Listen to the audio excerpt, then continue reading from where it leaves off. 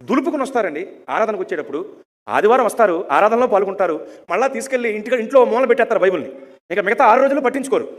కనుక ఏం పడుతుంది బైబిల్కి? దుమ్ము. వచ్చేటప్పుడు మళ్ళీ ఆదివారం ఫోన్ దులుపుకుని వచ్చేస్తారు. అలా దులుపుకుని వచ్చేవాళ్ళు ఉన్నారు. ఎంత దారుణం అండి! అదా బైబిల్కి ఇచ్చే గౌరవం? ఎంతకంటే దారుణమైన వాళ్ళు ఎవరన్నా ఉంటారా? ఉన్నారు. వెతుక్కొచ్చేవాళ్ళు. బైబిల్ ఎక్కడెట్టారు కూడా వాళ్ళకి తెలియదు. బైబిల్ ఎక్కడ ఉంది, బైబిల్ ఎక్కడ ఉంది, బైబిల్ ఎక్కడ ఉంది, బైబిల్ ఎక్కడ ఉంది, బైబిల్ ఎక్కడ ఉందని ఎతికి వాళ్లకు బైబిల్ దొరికి బైబిల్ని పట్టుకుని వాళ్ళు వచ్చేసరికి సగం కూటం అయిపోద్ది ఇక్కడ.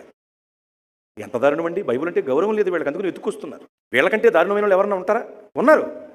అసలు బైబిలే తీసుకురారు. మనం అనుకో ఫోన్లో ఉందండి, ఫిజికల్గా మన చేతిలో ఉండాలి, బైబిల్ పట్టుకు రావాలి. ఫోన్లో ఉందా? ఫోన్ నీ మోహన్ నువ్వును. వీళ్ళకంటే దారుణమైన వాళ్ళు ఎవరన్నా ఉంటారంటే ఉన్నారు. అమ్మా, బైబుల్ని కాళ్ళ దగ్గర పెట్టుకునేవాళ్ళు. ఆరాధన అనగానే డయానా దేవత బొమ్మల్లా నుంచుంటున్నారుగా. నుంచున్నప్పుడు ఎక్కడ ఉంటుంది బైబిల్? ఎంత తప్పండి!